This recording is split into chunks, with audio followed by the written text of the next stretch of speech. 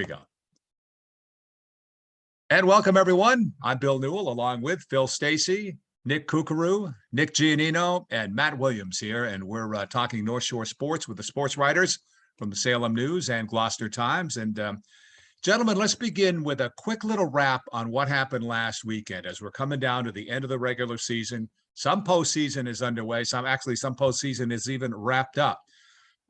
Nick Giannino, do you want to start us off with that piece with prep wrestling? Yeah, absolutely. I'm sure a lot of people listening to this know by now, but St. John's Prep Wrestling won the Division I state title last weekend. Pretty impressive stuff from them. They were 32-0 in dual meets this season, really have a deep team, a lot of talent, and they went in with high expectations and they were able to come out on top. They beat out Natick, who also has a very strong program. And they got 4 state champions on an individual level, which is, really, really impressive. Alex Shoblin at 113, Tyler Knox at 126, Rawson Iwanicki at 152, and Jack Blizzard at 220. And Rawson, that was his second straight state title. I think he missed out on that opportunity last year, but got one as a freshman. He's a junior now, so really good stuff from him. He's a guy that went over 100 career wins. We talked about that, earlier on the podcast this year. And then Tyler Knox won his matches all by pin, and they were all within a minute and 5 seconds or less, which is just ridiculous. So he earned the top honors there with the most pins in the fewest amount of time. So really good stuff from them. They'll have guys moving on to All States next, and then New England's, Willie. Is that how it works? I know All States is next, right? Yeah, that's right. And they did just change the All States to instead of Friday, Saturday, because of the snow, they're going to wrestle Saturday and Sunday. So, cool.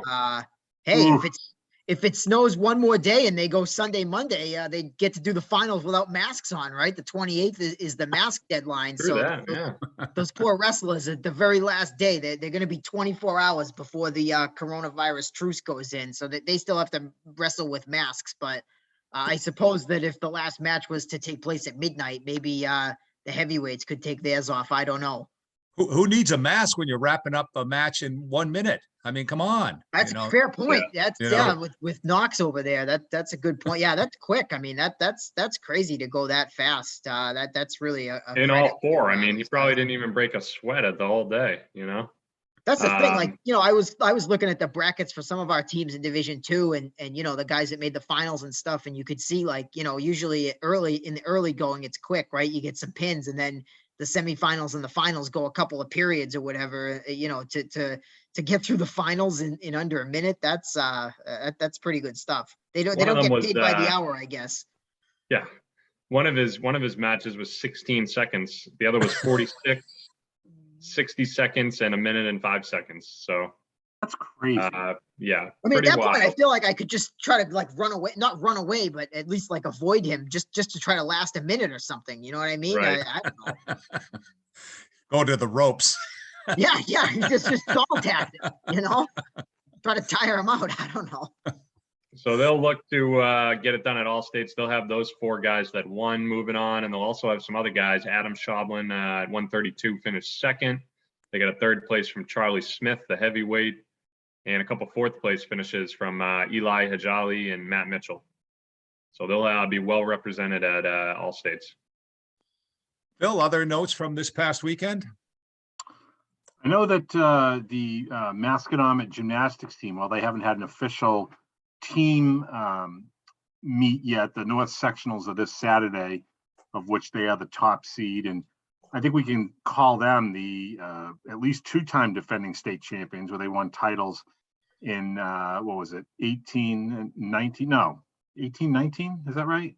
Or 19 and 20? I can't even remember. 20, that was their most recent, so it must have been 19, 20. I was trying to think if they went and had a gymnastics championship in 20. I guess they did, yeah.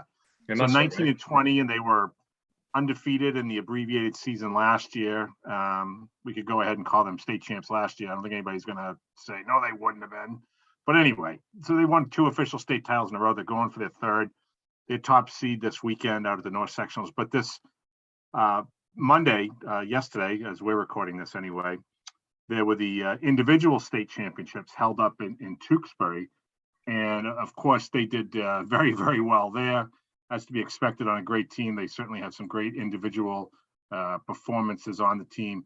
Sophomore Bella, I don't want to mix up her name here, Mizasura, and I apologize, Bella, if I'm getting that name wrong. She won the all-around event, so she's technically a state champion with a score of 38.25 out of a possible 40. She won balance beam 9.5. She won the vault with a 9.7. She was second in floor exercises with a 9.55 and third on the bars at 9.5. So she had a great showing there. One of her teammates, Mary Brand, was fourth overall, 37.275, I want to say. In the all around, she won the floor exercises with like a 9.775 and also did very, very well on the beam at 9.25. I know Greta Mowers finished third for Mask on the vault with a 9.4. And I want to say it's Fallon Eberhardt was the fourth chieftain who scored very well at individuals. Third on the floor, fifth in bars, and I want to say ninth on the vault. So they appear to be in great shape heading into sectionals this weekend. Winthrop will also be there. I can't claim to know a lot about the Winthrop gymnastics team, but they had a great year in the Northeastern Conference. I know they beat a strong Beverly team. They beat Danvers. The only team they lost to was Masco. So good luck to both the Chieftains and the Vikings this weekend. Vault on. Good stuff. Hey. Nick Giannino on top of both of those stories, right? Okay. Matt, what do you got from the past weekend? Well, we had plenty of track. Right, we had some track. There was 5 days of competition, so it wasn't all over the weekend. They started off on Wednesday, which is certainly, I think, a disadvantage to the Division II people. They compete Sunday, and then they got to come back on short rest for the all-state meet. But different format this year. Only the top 3 go on because there's 5 divisions, and then you got to go in by time. So maybe not as high a placings as we're used to in the old format, where it was really just Eastern Mass. We see Peabody in Division II. That's a little bit of an eye opener. They always haven't been a Division I school. The school's shrinking, and they're redrafting the state and all that. So they had the only 2 gold medalists of the weekend from any of our schools. That was Logan Trashia in the 1,000 and Sarah DeVaster in the mile. Both the NEC cross country champions from the fall, continuing to do really, really well in the distance. Peabody had the 2 Bash brothers there, Peter Gardikas and Brendan Smith. Those guys are kind of attached at the hip. They have been since football season, and they went 2 and 3 in the shot put. So that's pretty good to see there. St. John's Prep did very well with some of their sprinters. Their 4x200 relay team finished really high. I believe they're going to all states with some of those football guys like Ty Ambush and Jesse O'Fury and Carson Brown. So that was nice to see. I'm trying to think some of the other schools that we had earlier in the week. I know Ipswich's boys and girls both finished very high in the standings. I'm not sure exactly who's going on to all states for them. I think maybe, James Roble and the hurdles was really good for them. Olivia Novello, sort of a mid-range sprinter. I think she does like the 300 and maybe one of the hurdle events, did really, really well. So that was nice to see, but the track, little strange with the new format with only the top 3 in each division going on. And then if you finish 4, 5, or 6, you got to kind of hope that your time is good enough to get you through. Nick Kukuru, what about up in the Cape Ann area?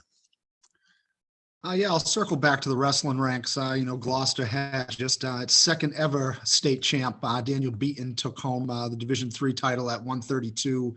Also got his 100th win in the first round, so he had a big milestone weekend there. He's a senior. He's been around forever, and he's kind of just built himself up to this point. And so he's going to be at all states this coming weekend. And they also had sophomore Mike Toppin, second place finish, sophomore Jaden Toppin, third place finish, and they'll both be at all states. And then 8th grader Jackson Cody, he's kind of been the best 8th grader they've ever had. So he finished 7th, and he's an alternate at his weight class, 106 pounds. So it's been a big, this is probably the best season Gloucester Wrestling's ever had, 9th year of the program. And, they're starting to get a stable of, guys who have wrestled before high school. They're coming into high school and they're knowing what they're doing. And, the program has made a big jump because of it. And yeah, I'm circling back to track.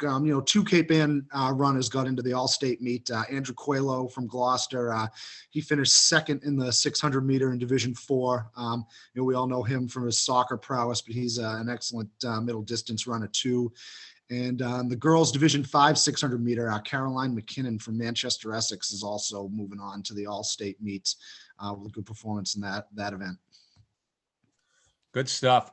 Phil, should we move to, I'm thinking we could go to basketball. I don't know if Nick has to take off. I know he's got an event to cover, but I do want to bring him in if we could and just circle and we get, I'm not circling around here, Nick. I'm not doing that to you here, but I know you did that. But Nick Giannino, what about a quick note or two on boys basketball as we look ahead to postseason now? Yeah, we had some pretty good tournaments, take place over the weekend and yesterday on Monday. Beverly suffered their first loss of the season. They're now 20-1. They lost to Malden Catholic, very strong Malden Catholic team, obviously a Division II representative, but they were ranked, among the top teams in the state, regardless of division. I wasn't at the game. I assume it was an off game for Beverly. Obviously, Malden Catholic's a very good team, and I expected that to be a really tough challenge for Beverly, but I didn't expect a 25-point loss. But that happens, and it's a great tune-up for them moving into the tournament. They bounced back the next day with their second win over Lynn English in 2 tries this season. Lynn English gave them a really tough game the second time around, but they were able to come out on top. So they're still looking great heading, down the stretch here into the tournament. Then I was over at the Larry McIntyre tournament. It was held at Marblehead this year. And of course, Marblehead boys came out on top. They've been playing some really good basketball. Tyrone Countryman has really stepped up for them as a scorer and distributor. They're putting the ball in his hands and letting him make plays, and their defense has stepped up. So they got a couple nice wins, one over Fenwick where they were down by about 15 points, and then they beat Masco in the championship game, held on down the stretch in that one. So they're looking pretty good for, what are they, Division II, Willie, or 3? Marblehead? I don't know. I was going to ask because, I got to look that up now. Bill, I don't know if you have the power rankings. I think they're 3? Yeah. We can pop that up in a second, but keep going. I'll see what I can do on that. Yeah. They have been 2 in the past, so I'm just trying to remember, but either way, these very interesting to see how much points they get out of beating Fenwick. Them and Gloucester both. That was an eye-opening NEC sweep. I mean, we've been critical of the NEC this year. We've said it smells, and the CCL is obviously one of the best leagues in the state. And so for 2 kind of middling NEC teams to get 2 wins over a Fenwick team that was in the top 10 in the power rankings, based on so-called strength of schedule. I mean, that to me is eye-opening. That tells me that Marblehead, Swampscott are going to be factors in that Division 3. Obviously St. Mary's is number 1 with a bullet, but after that, I think that the NEC could surprise in those lower divisions. That's 2 really impressive wins. I'm not seeing Marblehead in 3 though. I got 3 up here right now. Yeah, they got to be 2, Bill. They got to be 2. Now that I think about it, but I don't think they were ranked very high last week, but those couple wins are going to help them for sure. And the opposite for Fenwick, they're going to plummet a little bit. I think 2 tough losses. Obviously Gloucester in the consolation game, that was one they probably could have had. And Nick, you can talk about Gloucester a little. Is it possible to plummet a little bit? Plummet implies that you are going. That's fair. Yeah. But they're going to drop. Oh, man. Regardless, they're going to drop a few spots, if not more. They're under 500 now with that second loss, with that loss to Gloucester. So, there's a team that's had there's Marblehead at 35 down here. I'm sorry to interrupt you guys. There it is. No, that's all right. So 10-7 there. D2. They're going to be 12-7. Yeah, they'll move up. Can we maybe come to a consensus here that I thought that in the fall, the power rankings did a great job separating the wheat from the chaff, and 90+% of the time, the highest seeded team won those games. I thought the power teams played out almost exactly the way you would expect them to. Yeah. I do not see that necessarily being the case this winter. I think we're going to see more lower seeded teams. I'm not saying, a 17 seed is going to win a title, but I think you'll see more upsets than we saw during the fall season. And just by the nature of the two sports that are involved here. Would you guys agree with that? I agree in hockey. Hoop, best team usually wins in hoop. I mean, hockey is usually the bracket busting sport, right? I feel like Yeah, absolutely. that looks like the most unpredictable on paper coming in. I feel like that's a sport where you could see a 16, 17 seed, maybe not go all the way, but beat a couple teams that are maybe better than them. You get a hot goalie. I mean, anybody can beat anybody in any given day in that sport. We I also Willie think and I the were just talking the other day, like, think about how many times just when it used to be Division II North, you would look at the bracket like, oh, no one's going to beat, so-and-so number one, Wilmington or whoever. Tewksbury, And then it turns Lincoln out Sudbury. like the finals are like the 7th seed against the 9th seed. So you're right, you don't know. But I'm saying what I said based on what we were saying about the Marbleheads and the Swampskits. I mean, it's possible that Swampskit can pull off an upset of a higher seeded team with the way they're playing. I think it still applies that, especially as maybe you go down the brackets, maybe not so much in Division 1 or 2, but maybe 3, 4, and 5.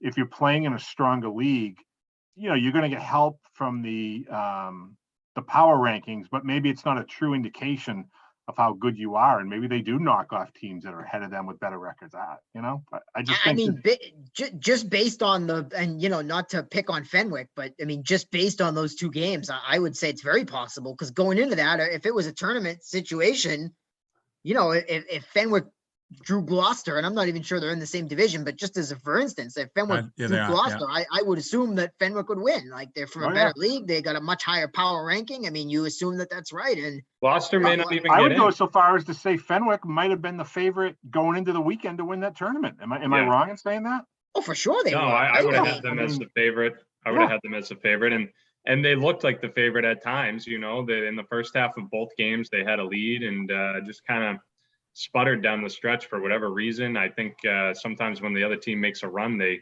get a little panicky. And I'm not the coach of that team. I can't really say. That's just from my perspective. Sometimes they get in love with the 3-ball a little bit too much, and if it's not falling, they can fall behind. And that's kind of what we saw over the weekend in those two games. And Nick, I don't even think Gloucester. What's that? They plummet. I don't think again, not to pick on them, but I think it just goes to show you proof that if you're one of these teams from the NEC or another league, the GBL, that's not getting any love in these power rankings, you are capable of winning a game. And I guess that's encouraging for tournament observers that want to see good games and not just have the high seeds win all the time. I mean, we just like March Madness. I mean, we love this stuff for the upsets, right? I mean, that's part of the fun of following it. And I still think Fenwick can make a run. I mean, you look at their matchup against St. Mary's, they were close in that one. They put up a fight. They've had some really good wins this year. Oh, and they have great athletes too. Look at the roster. They have some tremendous athletes on that team. Yeah. Their top 3 guys are as good as any top 3 in the area. Shea Hanks, Jason Romans, and Mike Yenton. So, if they catch fire, they could make a run for sure.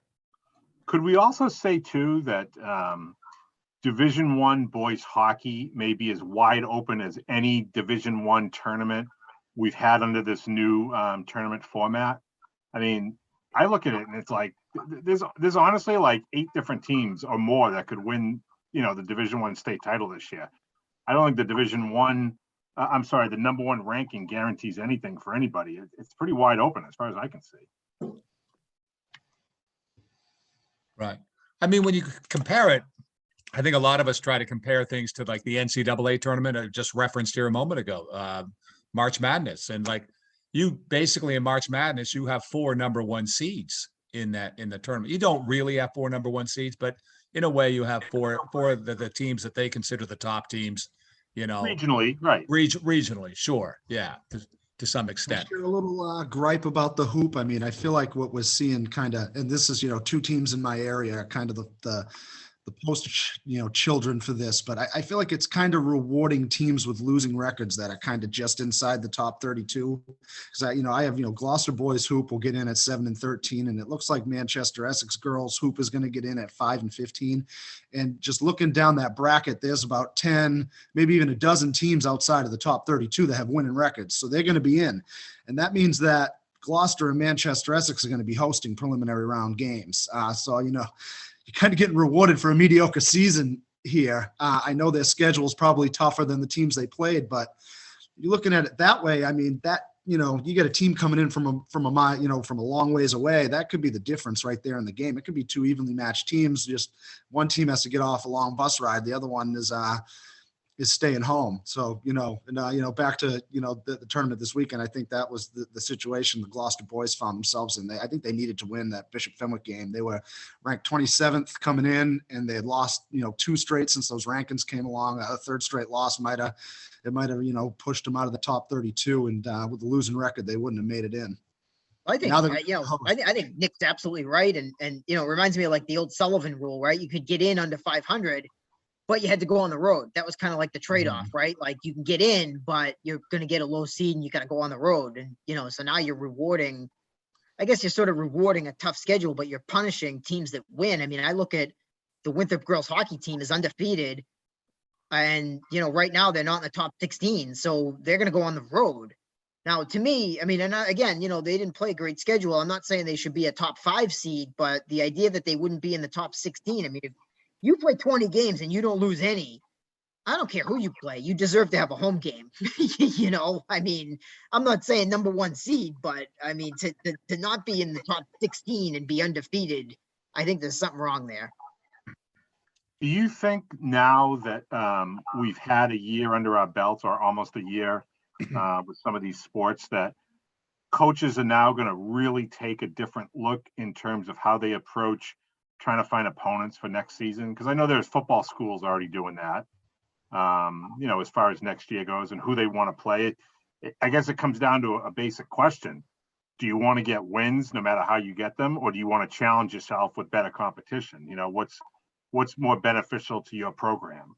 I mean, there's only so much you can do, right? I mean, we went over this with the girls hockey, bringing Shawsheen into the league, and it was like, hey, that's going to destroy everyone's power ranking, guys. And, there was no foresight there. Like you can't see that until it actually happens, right? Unless you follow this stuff every day and you're in the weeds like us. I mean, and we advise people, hey, this is going to destroy your power ranking. And they kind of, shirk you off like, no, we're not worried about that, and then lo and behold, this is how it plays out. So I think you make a good point, Phil, and that now that it's actually happened, some of those things come to light and you actually have to kind of deal with it, right? I mean, now that you've experienced it, maybe you want to change some things, but the concern is that the leagues are so big now. Like, how many games do you really have to schedule outside?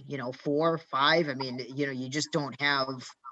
You're really dependent on your league. Like, there's really only so much those 4 or 5 games can do, even if you play great teams in those 4 or 5 games. I mean, look at the Peabody girls, for example, are in serious danger of going on the road in the first round. And, they won 17 games. Right. They're 5. Well, I'm talking hockey now. Oh, okay. But their 5 league games were all against really good opponents, but they didn't win any of them. So playing those teams and not winning didn't help 5 them. Non-league games. Non-league, right? Exactly. So you can, if you only have 5 games to play with, not only is it a small sample that's not going to help your rating that much, but if you happen to lose or tie those games too, it really doesn't help you. In other words, you don't have enough games to schedule. Like some of these, I mean, St. John's Prep has, I guess they added Shrewsbury to the league, right? So they have 12 league games or 10? 10. So you can go out and get literally half your schedule against the best teams around, right? Whereas our NEC teams can only have 4 or 5 non-league games. Yeah. But I look at that, Matt, it was like 10 years ago or less, maybe they'd only have 2 non-league games that they could play around with. Yeah. You know what I mean? They have more now than they did a few years ago.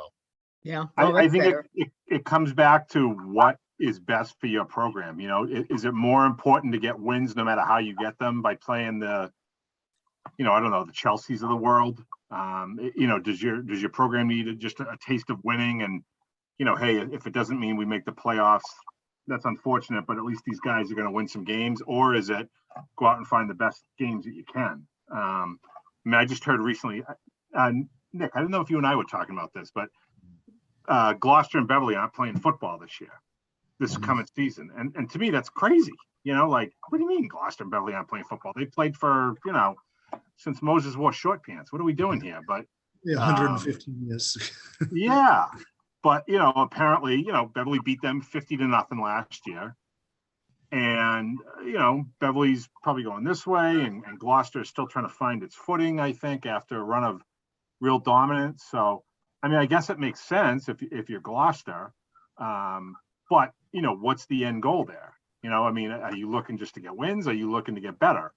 And that's a little bit of a sad thing to me when you lose some of those great rivalries that you've had. Like, Nick said, it's 115 years or whatever it is. But on the flip side of that, Phil, if you're Beverly, are you? Yeah, maybe a win that doesn't help you. You're right. Well, yeah. I'm thinking of Peabody last year beating a bunch of no-win teams and getting shut out of the playoffs, even though they went 8-3 or whatever it was. So, I mean, Right. if you're Beverly, beating a 0-win Gloucester team might keep you out of the playoffs. So they might be saying, nah, this might work for us anyway. I'm sure they got more points from losing the Swampscott by a point than they did in beating Gloucester by 50. I'm sure of that. Yeah, no, exactly. So it's kind of a, but you're right. I mean, it is weird. If we're going to have a league, we should be playing each other, right? I mean, tradition, and right. We've seen that with some of the, I remember the first time Salem didn't play Swampscott or, for a couple of years. It's just a lot of those traditions in recent years have kind of been tough, and that's tough to see. And I will say too, the NEC boys hockey splitting the league the way they did, even though they didn't have a super